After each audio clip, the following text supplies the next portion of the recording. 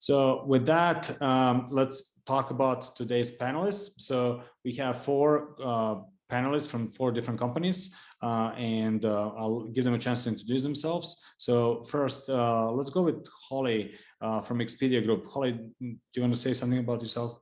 Yeah, hi, my name is Holly, and I'm a software engineer in the learning and development team at Expedia Group.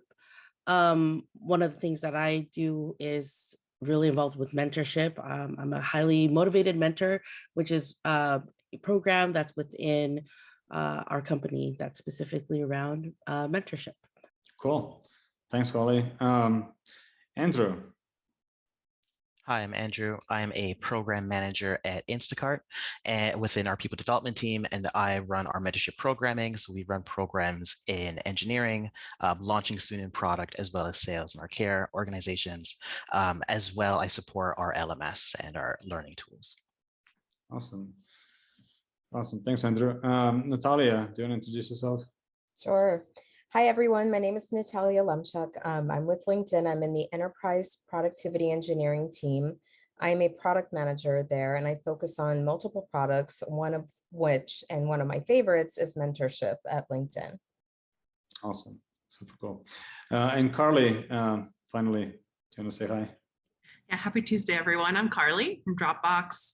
I'm on the learning and organization development team, doing a lot around exec development, team effectiveness, and especially coaching. Really anything about catalyzing potential falls within my team. Happy to be here with you all. Back to you, Marco. Thanks, Carly. So this is the today's panelist team. So with that, we're gonna jump into the first question. So the question is, how do we define coaching, mentorship, advising, office hours, etc.? And I'm asking this because I've seen same thing be defined differently at different companies. Like, for example, often mentorship and coaching is flip-flopped, etc. So with that, I just want to give the mic first to Holly, and then we'll just go clockwise. So Holly, how do you do it at Expedia? In general, we do have very specific moments within a person's journey at the company. And so we will typically involve like a buddy system, especially if they're early on. But then as you're kind of developing in your career, we do have mentorship, which is typically going to be kind of a coaching relationship. Mentorship is a very broad type of term that combines a bunch of different things. So it could be like you're in your early career and you're trying to, really understand your role. We're going to kind of introduce you to that buddy system. But then if you wanted to kind of get sponsored and you have a project that you're working on, but you want to gain visibility, we will have ways that you can leverage to help get that sponsored there. We do also have office hours and advisement for using specific tools within our company, since we're quite large and we have so many tools that we've kind of support in-house, and we provide lots of guidance and direction there. So we do have a definition for a little bit of everything, but in a lot of cases, they're kind of intermingled. A lot of people do confuse it and say everything's mentorship. But there are very different, unique ways of handling that mentorship. And we'll kind of see that as we talk more of each type. Cool. Thanks, Holly. I appreciate it. Andrew, which one of these do you guys do at Instacart? Yeah, similar to Holly, looking at mentorship, there is quite a broad way to define it. So I like to look at it from the perspective of who are you engaging with and why. Mentorship, we can look at it as you're engaging with a peer, somebody else in the organization who has previous experience in what you're looking to engage with, whether it's skill specific or career progression wise. And then coaching is more of you're working with a specialist. So you could be getting, for example, a Clifton Strengths assessment and then a whole conversation that way, or you're working with one of our third-party partners to really drill down on career progression that way. So that's really how we'll define those two different things. It's, are you working with somebody who's more internally focused, you're looking for more career focus and skill building that way, versus somebody outside who's more specialized. Got it. Cool. Thank you. And Natalia, what about LinkedIn? So at LinkedIn, when we talk about mentorship, we're talking about not just the actual act of mentoring and doing mentorship matching with a mentor and a mentee, but we're looking at really building and enabling those meaningful connections so our employees can learn from each other and we can also help develop their career. So not just like the hard skills, but also the soft skills. We're all about building relationships. So for us, we focus on those one-on-one matching, the one-to-many, the many-to-many areas. So our development, so employees can develop and grow through their journey. Cool, thank you. And Carly, how about Dropbox? Yeah, so at Dropbox, we're really specific about mentoring versus coaching. We think about mentorship, it's really more, to Nahalia's point, about relationship building, connection, kind of meaningful network integration in a way. Whereas when we think about coaching, it's really specific, it's time bound, there's more parameters. It's about facilitating deep insight and deep listening versus mentorship where you're really getting into experience sharing, can kind of tiptoe in an advising area. So we try to keep those very unencumbered. Where mentorship, is really just about kind of tapping into the skills, this relationship, those people. It might be a goal in mind, it might be more discovery based. Whereas coaching is really about a specific goal. You're getting some inputs, you're getting some insight from an assessment. There's a focus, business and personal, that's more tied to the person themselves versus kind of gaining outside perspective. It's about that insight and them getting to those potential, unblockers or, new learning and development that they wouldn't have otherwise had without having a skilled coach. So that's kind of in a nutshell, we think about those two of the halves, both very important, obviously. And I think, this is the impact that both can have. There's are levers to definitely pay attention to. Got it. Yeah, and so what we are observing is that there are different definitions for different types of programs, although they're somewhat similar. So what we're going to do next is we're going to talk about each one of these in order of, we're going to talk about the buddy system, office hours, coaching, mentorship, forums, etc., and then how we measure success. So that's going to be sort of like the golden path through this panel.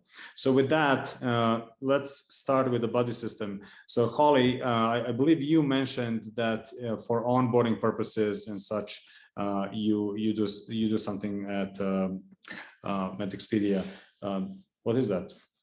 Yeah, we have two different types, kind of depending on your stage in your career. So we do have an early careers program. So if you're an intern, or if you're just graduated from college, you will have a buddy that is assigned to you, someone who's a little bit more also early in their career, but has been there maybe a year ahead of you, and they can provide you guidance on what to do. But if, let's say, you're a bit more of a seasoned employee, and you're joining Expedia for the very first time, your manager is expected to identify a few touch points and key people that you're supposed to be working with. And so we do have a navigator system, which is what we've been calling these folks who've been helping you, they're navigators. And there you may have one which could potentially be defaulted to your manager, but a lot of times most teams will have multiple. So you could have a person who is navigating you to onboard onto their team, but then also you may have like another type of navigator that is more functional based, that will help you kind of coach you on your role, but not necessarily be specifically to your team. So there's multiple ways that we've approached this, but we have, at least a person to help you learn the ropes in your first 90 days. Got it. Cool. And just as a reminder to everyone else in the audience, if you have any questions, feel free to type them in the chat as speakers speak. We also have Q&A time at the end, but if something comes up and you would like to, ask, feel free to do so. So thanks, Holly. Andrew, I remember I believe you do something, some kind of a buddy system for onboarding purposes, right? Into Instacart. Yeah, and so we have it tied into Trigger about 2 weeks before somebody comes in. So from the moment that they sign their offer, we're already trying to connect them with a buddy right away, even before they come in. So we use a tool called Onboarder, where basically we will prompt managers to select buddies for each new hire and provide checklists to them of what you should be covering in your first 30 to 90 days. And once they select a buddy, this gets communicated both to the new hire of who they'll be connecting with, as well as to the buddy themselves, letting them know, hey, this is who we've paired with, this is what we expect you to do, here's kind of best practices to go forward with. And so that person will work with them for their first few months and actually be able to support them in their role. Typically, it's somebody who's on the same team, but sometimes it's somebody who's outside and is primarily used within our engineering org right now. Got it. So yeah, it's basically a reminder to managers to select a buddy and have it all organized and ready to go. Super cool. Awesome. Natalia, how do you do that at LinkedIn? So onboarding is a very interesting topic for us, especially lately with kind of the changes in how we onboard people, whether it's like in the hybrid environment. So I think, you know, we're looking at it deeply. I think traditionally what we've been doing is each individual manager or leader will identify a checklist for the new hires coming in and then match them with either people they should talk to or a buddy. We've been formalizing more of a process recently where we are including a buddy system, and we're automating that, and we're actually automating that through with some of the mentorship matching components. The other thing we do is, you know, we encourage new hires to reach out to others. And so, you know, to identify a buddy through our Mentor In platform. And we focus in a lot. There's a program it's called Reach, which, you know, enables folks to kind of transition into a different role. And so as part of that program, we're asking them to, you know, find a mentor, but it's really like our focus is more on the self-service component than necessarily the assignment of a buddy. It's more of, hey, you're new. Here's, you know, a great resource for you to find someone that you could connect with. And again, going back to that connection theme. Yeah, it's always interesting. Where's the onus? Is it on the managers? Is it on the onboarding team, or is it on the new hire by providing the resources? Yeah, and it's some level of both, obviously, but you know, yeah, but we're really focused on the self-service. Cool, cool. Thank you. So this is the buddy system where basically it's mostly used for purposes of onboarding. So that's one form of a mentorship coaching type of a support.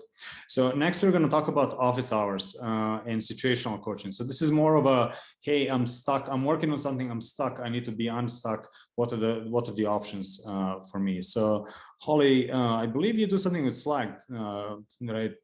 For this, do you wanna share? Yeah, so at Expedia, we have a lot of Slack groups, but specifically if, let's say, you are managing a particular product that, you know, is facing internally, you typically will have a like an ask Slack room. So it'll prefix with the ask and whatever product that you're surfacing.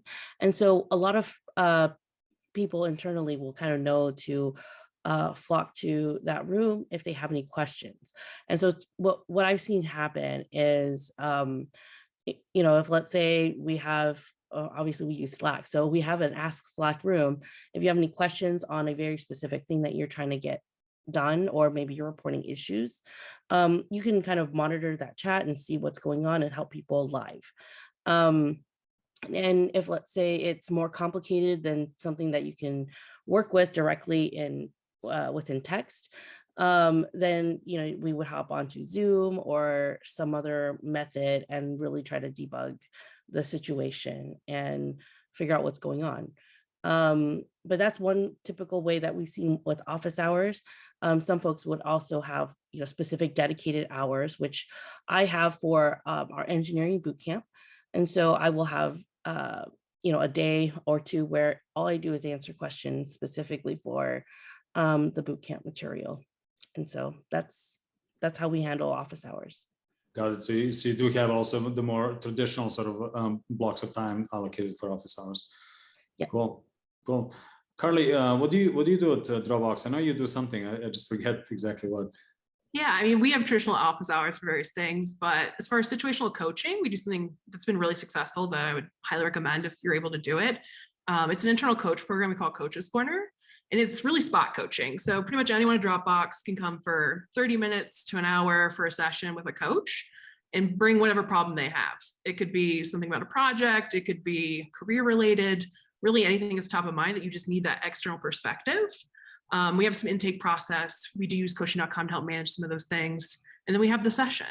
And truly it's geared towards have a coach, someone who's there to listen for you, about you, everything you're focused on, and provide that external perspective through questions. So we do a lot of upskilling internally in our coach bench. We are looking to scale this more broadly. It's been very successful.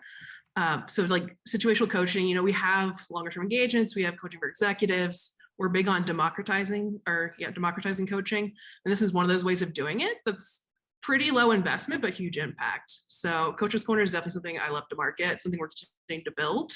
And if there's folks here that are curious about that, I'd love to hear what you're doing as well.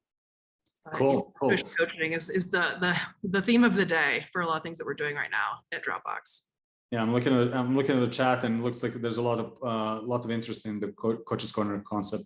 As a side note, so Shopify has been doing this for a while, and they presented at the very first TechKnowCon back at LinkedIn in 2018, I believe, how they do it, and they do it at scale. They have a team of, at the time it was a dozen full-time coaches that are available to entire population, and you can just go book either half an hour session. There's an article as well. Tomomi may share it in the chat, but they told the story of how they do it as well. So yeah, very cool. Awesome. Thanks, Carly. So the next, we're going to talk about coaching or project or skill based. So basically, this is where we're looking at that sort of I need a specific skill and I'm looking to up level on a specific thing. So it's very tangible in its nature. So Andrew, how do you do that at Instacart?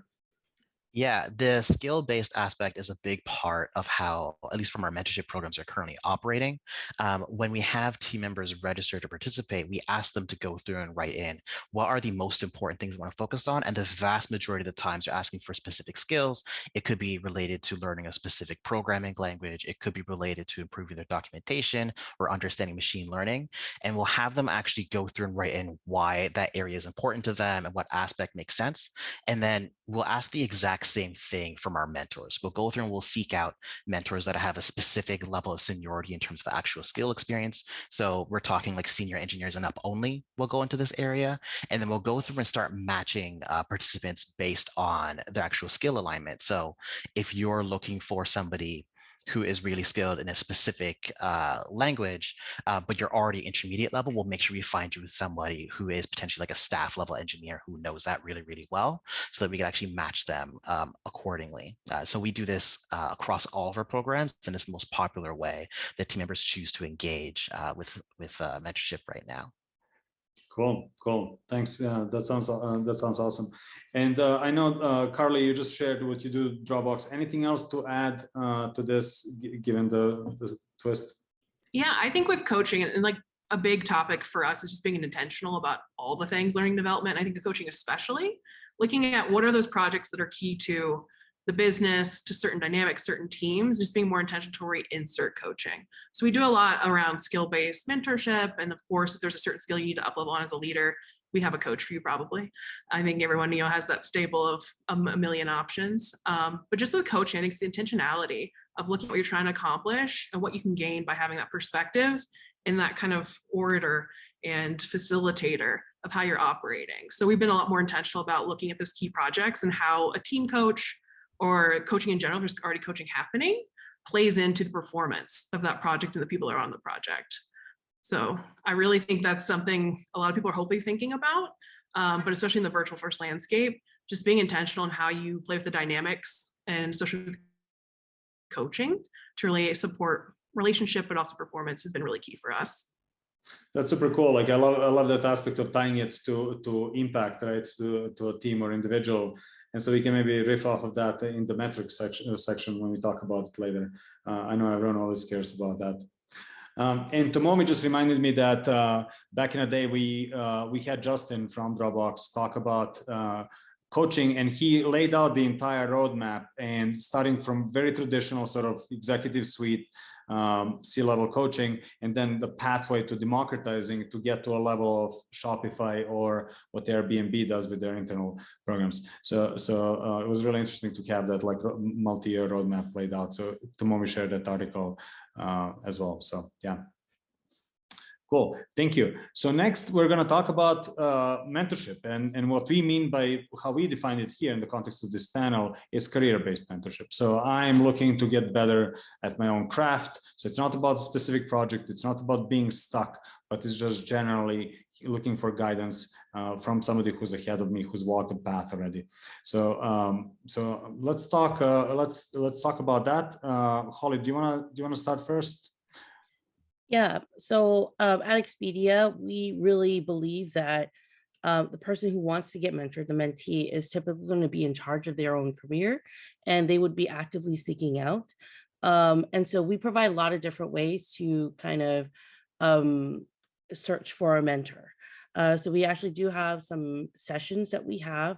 It's mostly for matchmaking. We also have a bot, but we are also using Workday. So Workday's, the implementation is fairly new. We launched it last month. But what we do is we basically showcase all of the mentors that are, willing to mentor others as a directory within Workday.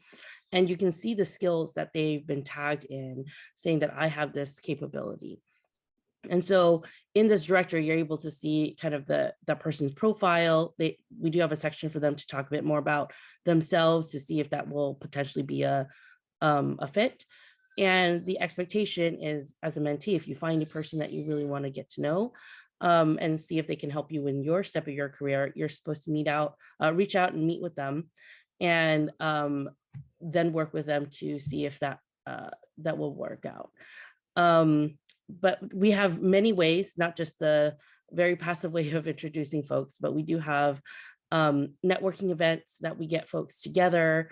I'm actually working on a couple of in-person events that is group mentoring. So you'll have a one mentor to many mentee type of event in the office. So. Got it. And since you're up, there was a question from Maria about how do you manage capacity of mentors, right? Like, what if the same person is being tapped on the shoulder multiple times? Yeah. So what mentors are expected to do is, if they're available, they will sign themselves as a mentor and set themselves as active. If they are at capacity, then they will turn themselves down, but obviously their profile is available and they will manage their own, meeting invites and expectations for others. Got it. So they can manage themselves. And is this a out of the box Workday functionality, or is this something that is an add-on? Or I believe it's an add-on. I'm not sure what it's called, within Workday, but I think it's called like Career Hub, and there's some additional features within there that we leverage for mentorship. Cool. Thanks, Holly. Andrew, I believe you lean more on the peer-based mentorship, right? Yeah, we do. And one of the things we work through is we don't currently have a system to help us automate it. So we do a lot of it manually right now. So we have to take a little bit of a different approach to try to accomplish it. So what's very important is that all of our programs are mentee-led. That's the expectation we set with every single person registering, that the mentee is the person that sets the meeting, they set the agendas, they come in with a plan of what they want to work on, and we just provide training and resources to help facilitate that. So they'll register. This includes, for example, the skills they're hoping to work on, but it could also be things like, how do I become a manager? How do I develop at the next stage of my career? And we'll pair them with people appropriately to match that. So we have a matching panel that we use to help facilitate this, where we put it all together. We actually very recently, one of my colleagues on the HR team is helping me right now, essentially build an algorithm within Google Sheets to automate a lot of this matching, because the lift manually is quite high. So we're going to automate all of that matching, get them together, and we handle capacity through each mentor setting up how many mentees they're willing to take on. We find a 2-to-1 ratio works really well. One mentee is typically meeting for about an hour a month. Most mentors could take on 2, sometimes 3, sometimes 4, which really helps a lot for us in terms of capacity constraints. And then finally, once we pair them together, we because it's done manually via a panel or an admin-based approach, we give all of our mentees the option to opt in or out to their pairings, and we'll allow them to do this in an unlimited time until we're able to actually pair them with somebody that works out. It takes a while and it's cumbersome, but we do see much higher quality matches this way, because the mentee is saying, yes, this person aligns with what I want to do with my career. Yes, they have the experience that matters to what's interesting to me. And from the mentors, we're only matching them with the number of people that they're able to actually take on at that time. And if at any point in the future, if it's in the middle of their engagement, they have the ability to opt out early. And then we'll just rematch them as we go through. So there's no fault rematching. So everyone could just make adjustments as they need to on the fly. Got it. So somewhat automated versus being the onus on the mentee to do a poll for a mentor, right? Yeah, exactly. Got it. Got it. Cool. Thanks for sharing. Natalia, how do you do mentorship? So I mentioned earlier that when we look at mentorship, we look at building those meaningful connections, and we try to do it in a self-service approach.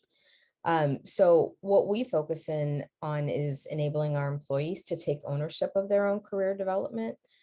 So we've provided them with, a platform that they can do auto matching. They can update their profiles with their skills, hard skills, soft skills, and personas. And then we encourage our mentees to then go in and do the same thing for themselves. And then we do auto matching within the platform, within the mentoring platform. And so what we're finding is that these connections, are meaningful for the career development that's happening, because also what we're finding is that career development will hit you at multiple areas of your career growth, right, within an organization or just your own career. So maybe as a new hire, when you come in, you may need to learn some skills. Then you're transitioning to a manager, or you've identified that you need some additional presentation skills or communication skills. So you go on to the platform and search for those specific things. All of that, kind of culminates in overall career growth. And the cool thing about the platform that we're on is that as part of that mentorship experience, because it's on a platform that has classes like coursework, like LinkedIn Learning and other internal training seminars and sessions. And also you can schedule events. We can actually kind of keep people in that flow of career growth, and they keep growing. So it's a really interesting concept, and that's kind of what we're hoping is going to continue to drive that self-service approach. So that's how we're handling that. Got it. So I love that, leaning on the self-service as a way to go about that. Cool. Thanks, Natalia. Carly, I believe you lean more on the skill side of things, right? For the most part, but I think it's interesting. A lot of what I'm hearing, it's been similar for Dropbox, is the self-service enablement theme. We recently launched a tool that helps create a marketplace for people to drive those connections. And I think the biggest thing I'm noticing that I would pinpoint for myself and everyone is just the hunger has always been there. And now we're at an interesting point to where you have technology to help enable it without being distracting is the ideal state. So we're in the process of scaling something out that so far so good. It's too early to really provide results, but I would just like highlight again, like in the flow of work, ongoing, the hunger is there. How do you enable that in a way that's scalable and meaningful? And I think everyone shared kind of a way of doing that. We're in the same boat. We'll see how it goes, but yeah, scaling's big for us right now with the mentorship because demand is very high. Awesome. Yeah, we've been hearing about that for a while, so that's awesome to get that confirmation that people are generally hungry for mentorship. So cool. Well, thank you for sharing on this. So our next topic is going to be a slightly different type of a mentorship, and which is basically a peer group based, right? So we sometimes call them forums, where it's a small group, usually 7 ± 2 people, to get together and learn from one another in a sort of like a closed group session. So with that, I'll just go down the list. So Holly, what do you do at Expedia Group? How do you manage this community of peers that learn from one another? Yeah, we have lots of different types of groups that have formed together so far. One of the things that we found very successful is we have a lot of engineering type of topics. So for example, we have one that is specifically on revolving around machine learning as an example. And so what the machine learning group would do is they'll get together, and everyone who's in that group wants to learn more about the most cutting edge thing within that field. And so they will have a couple of leaders within that group that will either present amongst themselves about something that they've done internally, or they may bring in some external learning and they'll learn together. And so one of the greatest things about that is that every group is getting together to kind of sharpen their own skill set. And it's such a great way that I've seen folks, bring themselves throughout their own career. And you can be within, not just within one group, but you can be in multiple. And so you can kind of carve out your own path. So that's one key way that we've seen that specifically around engineering. Got it. Cool. Thank you. And Andrew, I know you were looking into this peer groups and forums. Are you doing anything with that at Instacart? Yeah, our team's experimenting with this right now, trying to see what's really going to work well for us. There's a lot of demand and a lot of interest for this within our managers. And so we experimented last year with a program where we bring in senior managers across the organization and kind of start off with a facilitator on a particular topic, whether it's around cross-collaboration, whether it's around building safety within the team, whether it's around increasing productivity, or kind of just working through the different challenges they're on.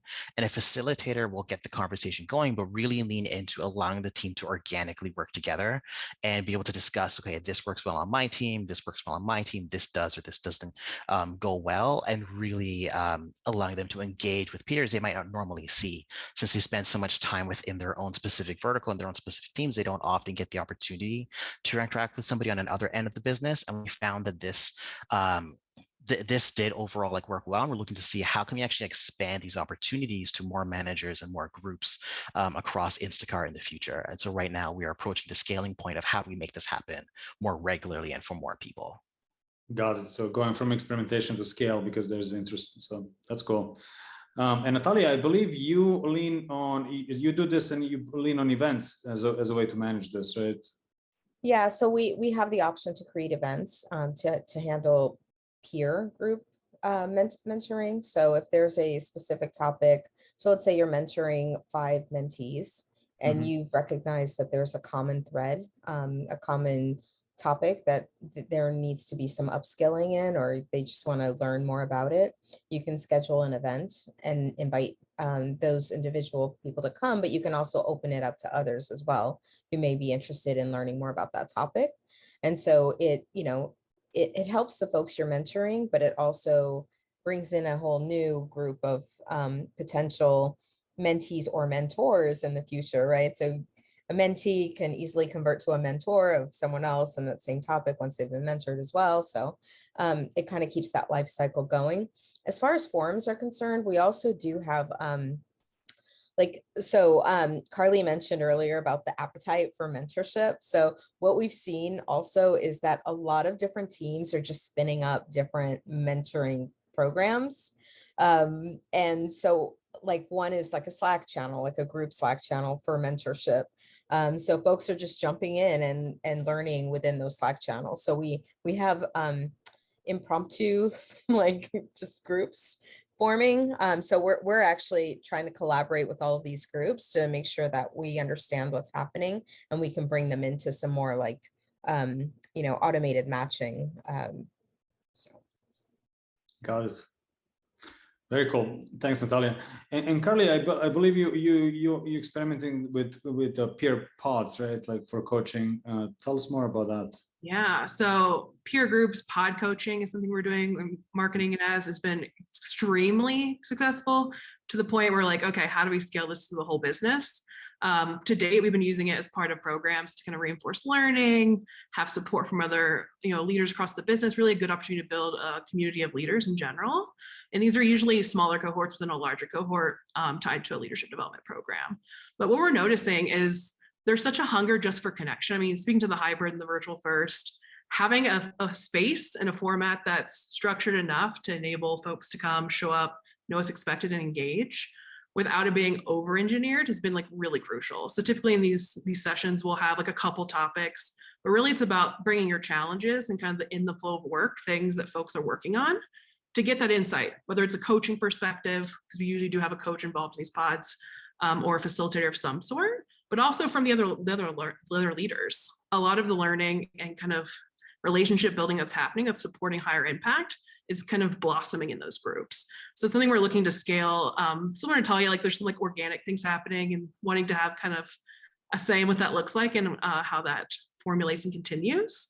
But I would say it's a magic combination if you're able to find a way of making that intentional, but not too structured, and having the right amount of people, 4 to 6 people, has been really magical for us. It's something that's like highly rated in all of our programs and something just on its own that's becoming a tool to just have that connection, share skills, share insight, but also just coach for perspective. Because since we are virtual, we're not walking into each other in the hallway. We're not having some of those organic touch points. And this is finding a way to kind of simulate that in a really impactful, exciting way. Honestly, we're really looking forward to that. So that's kind of our flavor currently with the peer groups.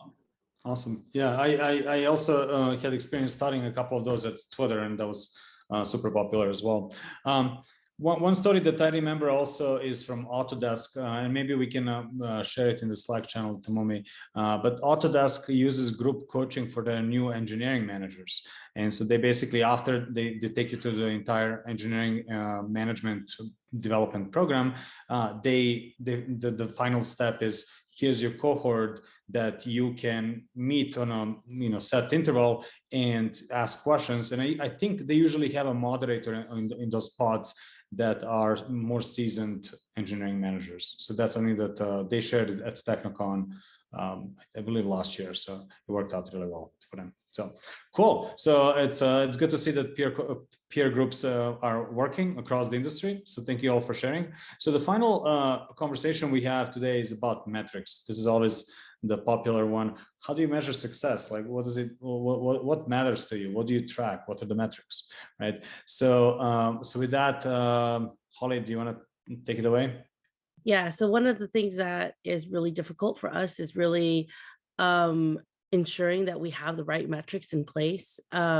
So we've started out with a few things. One is to just really measure and see how many people have actively been involved in mentorship. And it's not particularly accurate, but it's more of just who's actively willing, saying, yep, I went and sought out for a mentor within one of the tools that we've provided. And the other piece is, having some open feedback for their mentoring relationship. So once you've had a mentor or a coach or whatever it is that you've signed up for, once that relationship has ended, you can provide some feedback and we can track that way. But overall, we've been mostly looking to see adoption across the whole company. And it started out something kind of low. So we've been working at getting more awareness across the whole company. So. Cool. Thank you. Andrew, how about you? Yeah, for measuring, we look at a few options, and it's not perfect, but what we're looking at first is how many people are registering. The split between mentees and mentors is important to us. There is sometimes a capacity constraint there to make sure that we're well balanced and no one gets left behind or no one's not able to get matched. We focus very much on that. Right now, we're averaging for the parts of our business that are participating in mentorship between 20 and 30% of eligible people opting in. So all of our programs are opt-in based. You don't get put it in by your manager saying, hey, this is interesting to me. So we have a pretty good uptick in participants as mentees and mentors saying, hey, this is important. I want to dedicate time into their own career development or supporting somebody else right now. In addition to that, we do surveys around sentiment. So we look at overall like an NPS from the program. We check in terms of what's the impact on their goals going in? We know each person as they go in, they have a specific goal in mind. So are they making progress towards that or not? And then two more things we look at is overall match quality. Since we're doing the pairing on our side, it's not self-select yet, but we will get there. We check in terms of overall match quality. Was this person that we paired you with good for what you're looking for? And then finally, how are the resources that we shared with you? So that's what we're looking at today. But where we would like to go is to look at how mentorship fits in with our other L&D offerings. So if you participate in mentorship, how do you also participate with, for example, our Udemy library, or do you engage in our leadership programs? And like, what does their participation look like across the board? We're not there yet, but that's a direction we do want to go towards in the future. Cool. Thanks, Andrew. Natalia, how about LinkedIn? Sure. So we're fairly, I want to say, I think we launched in September of this last year. So our initial focus around metrics was on adoption and engagement. So we were looking to enable more mentors to come onto the platform. So we had a strong focus and effort around bringing more mentors on, quality mentors on, and then awareness around for mentees to be able to join as well and to understand the automated matching component of it. So I think what we're looking at now is really like how we've evolved on the adoption side, like how many mentors we have versus how many mentees do we have that are actively looking, how many searches are happening, how many connections are actually occurring, how many sessions are being scheduled. We have a couple of opportunities for metrics growth that we want to incorporate, but ideally, the metrics that come out of this should impact other metrics, like how long they stay at LinkedIn, their career growth, like if it impacts, as like a supervisor or manager moving to a senior manager. We have to be really careful with how we present that data, but ultimately, are these relationships working, right? Like, are these mentorships working to build the relationships and to encourage growth in an employee's career? Cool. I like those downstream impacts, right? So there's like sort of like upstream is sort of the engagement and are people and sessions being booked, but downstream is, what's the attrition? Are people happy? Are they staying with the company? Is their work meaningful, and are they getting better at what they do ultimately? So that's really cool. Yeah, and it's really tough. Just to add to that, it's really tough because we build the connection in our platform, right? We make the connection, and then our employees will go off into their own platforms and then continue to have those relationships. So it's hard to have that line of sight into where they go and what they do afterwards. So they schedule their calendar meetings in Outlook, right? They pop up Teams message meeting or Slack meetings to continue to collaborate. So you can only measure what you can measure, but overall it's where they go. Cool. Thank you. Carly, how about Dropbox? What do you measure? Yeah, a lot of similar metrics to what's been shared. The big focus for us with mentorship or coaching is really that value of experience and the application.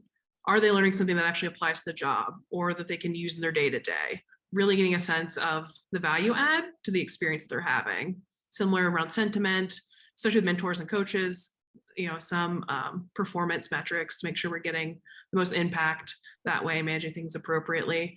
And then the predictive analytics piece is really interesting. It's something we're looking to dive into a lot more as far as like, what can you say about the way that people are engaging with L&D broadly and what that means for, some of those big stats like likelihood to stay, satisfaction, what does that mean for performance? Kind of really starting to see the larger picture. I know this is like the conundrum of all of L&D, like how do you measure it and, get the ROI just right? But I think for us, it's a lot around figuring out, what does this all mean? We have all this data, we're tracking these things, we have these surveys. What does this mean for how we make choices and be strategic about how we grow our people? So really it's a predictive analytics piece I think we're really starting to hone in on, but all the other metrics, of course, are in play as we figure out that tapestry. Got it. Yeah, so there's metrics and then there are insights that come from metrics, right? So what does that look like? And yeah, what do you learn from metrics? Very cool. Well, thank you for sharing that. So, so with that, I just wanted to open it up for any questions, comments, anything else that did not get covered that anybody from the audience wanted to ask. So questions, comments. feel free to either type it in, or you can raise hand and ask, or just speak up. It's a relatively small group, so either way works. I have a question for the other panelists. Do you also provide guidance for folks who have never had a mentor before, and how do you approach that? Yeah, I mean, I can start with that. Yeah, so we have we have a class that we ask new mentees and new mentors to take, and it's really about it's called Demystifying Mentorship. So 7 myths to demystifying mentorship. It's a LinkedIn learning class, and it helps to level set, you know, what to expect as a mentor and what to expect as a mentee. We also have a checklist that, you know, we ask our mentees to go through as well. So we try to provide that guidance. Yeah, just Hi, all. to add into there, we also offer programming, in this case by Udemy, in terms of courses, but we also provide checklists, articles for them to reference, and then we actually bring everyone together into a single call that they could join. So all of our mentees, all of our mentors, all of our sponsors, and we just do a live Q&A and a live session of like, this is what this means. These are the expectations from here. This is what a relationship normally looks like, and this is what the progression is typically like. And we just let them ask us questions. It goes, we always have an executive sponsor with us as well. So we'll have a VP join and share about their experience of like why mentorship is important to them, why coaching is important to them, and we'll spend out of like an hour session, the majority of that time on a Q&A, just back and forth with mentees and mentors, just trying to get an understanding of how can they get the best out of the program. And then we're always available afterwards for support for them. Yeah, one thing that I've noticed, actually, this was at LinkedIn, at Airbnb. They also have a course to onboard new mentors. It's called, and it's based on Grow model for training. It's actually a coaching model, but that's what they use. And they also have a lot of executives coming up and speaking to the point of mentorship and why it's important, right? Cool. So there was a question from Kip on what do you recommend for smallish organizations that don't have large number of mentors, and so I know most of you are from larger organizations. Any insights into what a small organization could do that doesn't have a huge bench of people to pick from? Yeah, the curious question I'd have there would be, knowing that you have a large group of people interested in mentorship, if there's a way of getting a pulse on like what specific skills or topical areas maybe are front and center for those folks, because you may be able to add a different modality to support some of that engagement rather than a one-to-one relationship. Just a thought there, but I'm curious. I have questions for you, but just something to take away from your reflection. If that's something you know, that's something I would start with, because I do think you could do something that's more group-based that would still get some impact and engagement. Yeah, and there's some also some third-party services that offer for that outside of the building, right? Yeah. Cool. And Maria had a question about time boxing. Like, how long are your mentorship programs? Are they generally bound or not bound in terms of time? I mean, yeah, for us, they last as long as the relationship needs to happen. So if you know, if the skill is learned, or you know, the soft skill is learned, and they want to stop the mentor, actually, it just ends up, you become mentors. I feel like mentor-mentee relationships for life, but I think the mentorship session is more respective to the topic you're discussing.